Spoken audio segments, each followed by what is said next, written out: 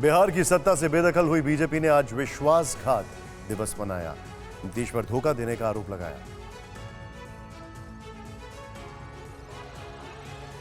बिहार की सियासी उठापटक में ऐसा झटका लगा कि बीजेपी सत्ता से निकली और सीधे सड़क पर उतर गई। बीजेपी नेताओं ने पटना में पार्टी ऑफिस के बाहर बैठकर नीतीश के खिलाफ धरना शुरू किया और नारे गूंजने लगे। इस धरने में बिहार के बीजेपी अध्यक्ष संजय जायसवाल, मंगल पांडे और नित्यानंद राय समेत बीजेपी के तमाम बड़े नेता, विधायक और उनके समर्थक शामिल हैं। आरोप है कि नीतीश कुमार ने धोखा दिया।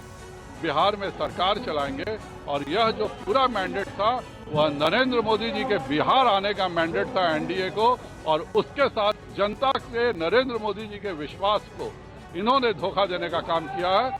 आज राजधानी पटना में धरना है तो कल सभी जिला और प्रखंड मुख्यालयों पर धरना प्रदर्शन होगा। इसके लिए रणनीति तैयार है।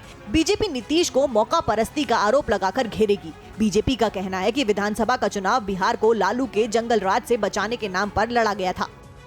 जनता ने इसी मुद्दे पर वोट भी दिया था, लेकिन नीतीश ने धोखा दिया। हालांकि बीजेपी भले ही आज नीतीश पर धोखाधड़ी का आरोप लगा रही है, लेकिन उसे 2017 के जुलाई की वो तारीख भी याद रखनी चाहिए जब नीतीश ने लालू का साथ छोड़कर बीजेपी का दामन थामा था। तो बिहार में राजनीतिक फिजा बदली, लेकिन किरदार वही रहे।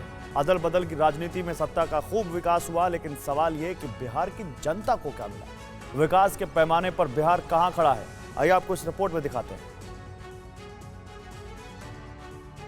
सियासत में सबसे ज्यादा पलटी मारने वाले नीतीश कुमार अब एक बार फिर आरजेडी के मत और मन दोनों से जुड़ गए हैं।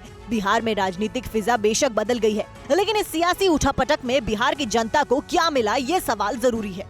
सत्ता के इस अदल बदल में बिहार के लोगों को क्या मिला, तो पहले देख लेते हैं बिहार की वो सूरत जिसे दोनों पक्षों को देखना भी चाहिए और इस पर थोड़ी संवेदना भी रखनी चाहिए। बिहार में 3 दशक से ज्यादा वक्त तक नीतीश और लालू का शासन रहा, लेकिन विकास सिर्फ सत्ता का हुआ। प्रदेश में बेरोजगारी दर 18.8% है। सिर्फ राजस्थान, जम्मू कश्मीर और हरियाणा आगे हैं। देश की प्रति व्यक्ति आय 1.5 लाख सालाना है, जबकि बिहार में सिर्फ 50,555 रुपए सालाना है। देश की सबसे ज्यादा 52% गरीब आबादी बिहार में है। बिहार कुपोषण में दूसरे राज्यों से काफी आगे है। यहाँ के 52% लोग कुपोषण का शिकार हैं। शिशु वयस्क मृत्यु दर 4.58%, यूपी के बाद दूसरे नंबर पर है।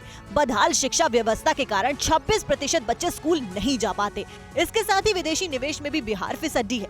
2019 से 2022 तक सिर्फ 1250 करोड़ निवेश हुआ है। ऐसे में कहना गलत नहीं होगा कि बिहार में विकास सिर्फ सत्ता का हुआ है, प्रदेश का नहीं।